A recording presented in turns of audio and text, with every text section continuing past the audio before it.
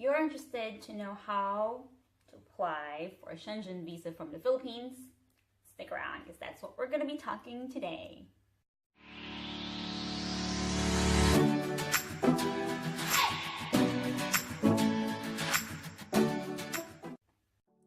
Hola, tudo bem? Really quick introduction. My name is June. I am a remote worker from Cebu City and we moved to Portugal 2 years ago. So I am here with my daughter and this episode is basically for us to talk about how we applied for our Shenzhen visa. Okay. To be exact, it's the requirements that we submitted.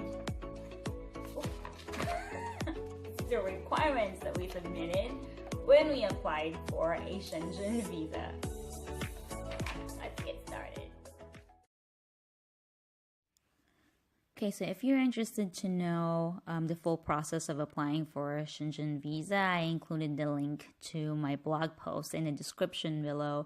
In this episode, I really just want to go through the checklist so you can see the requirements that we submitted. So the first one is actually the checklist itself. This is part of the requirements. You need to print it out and also make sure that you check the boxes when you've completed it. The second one is the form. So I printed a copy. It looks cute, but it's just for the sake of showing. You have it there. And then you fill out the form and you put in one passport size photo in there. So fill out the form, you put the photo. Next one is your passports. Now, your current passport and your old passports. Take note that you need the passport that you have should have 6 months validity. If it's less than 6 months, you need to renew it. You can't go outside of the Philippines. So next one is your financial documents. This is to prove that you're able you're able to travel as a tourist. You can afford to travel as a tourist. I requested my bank certificate. This is to know how much money I have in the bank. I requested it from BPI. My 3 months worth of statements. This is for them to know the ins and outs of your account. You know, the deposit and withdrawals. If you have any properties, which I did, I had a condominium. I also included the documents for that. And I had some investments. So I printed out a certificate of my mutual funds.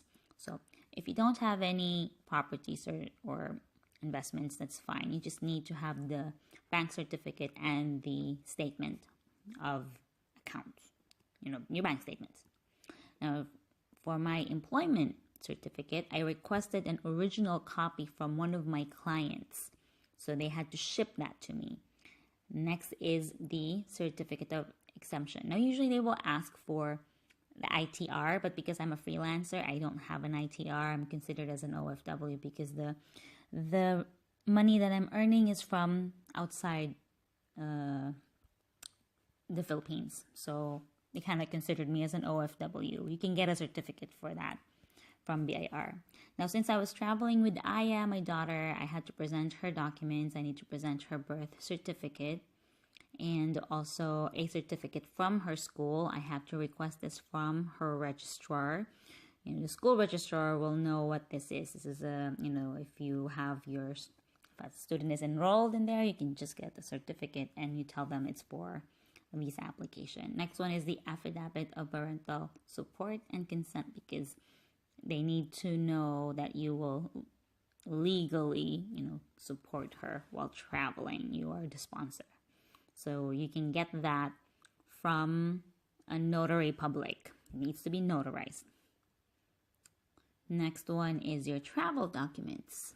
So this is your flight reservation and booking reservation. For your flight reservation, you can actually, you don't have to buy the ticket. You can just reserve this in any travel agency. They're very familiar with it already. You can reserve a round trip ticket and you can pay, usually they charge like 500 pesos per passenger, right? And it will reserve the ticket and they will give you that paper that you can present.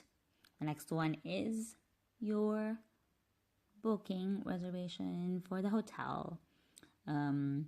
This also need to sync with your flight details.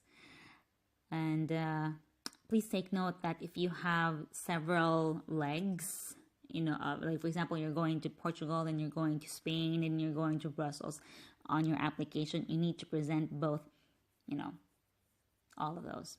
Last one is my insurance. So I got mine through AXA.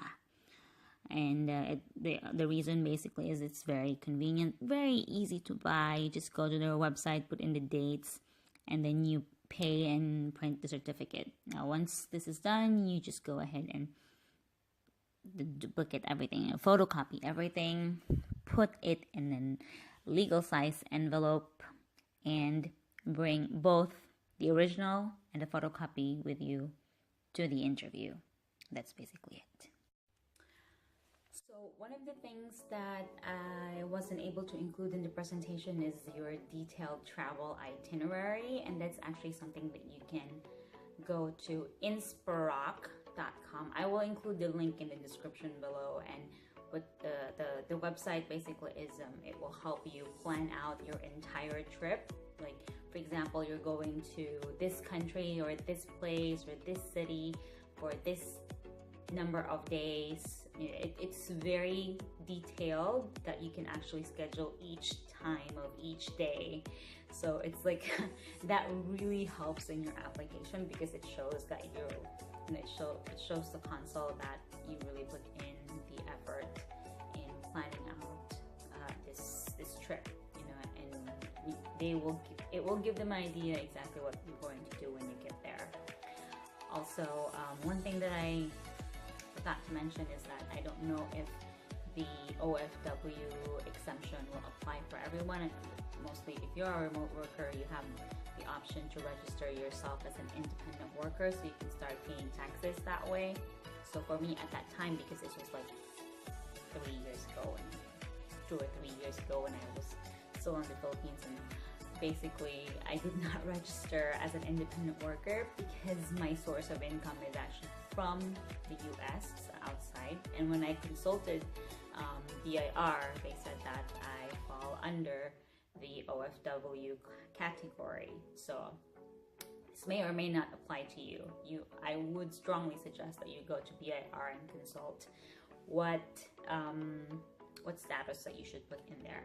But basically, on the application, you will need to present either the exemption certificate or the your ITR from the previous year that you have been paying taxes.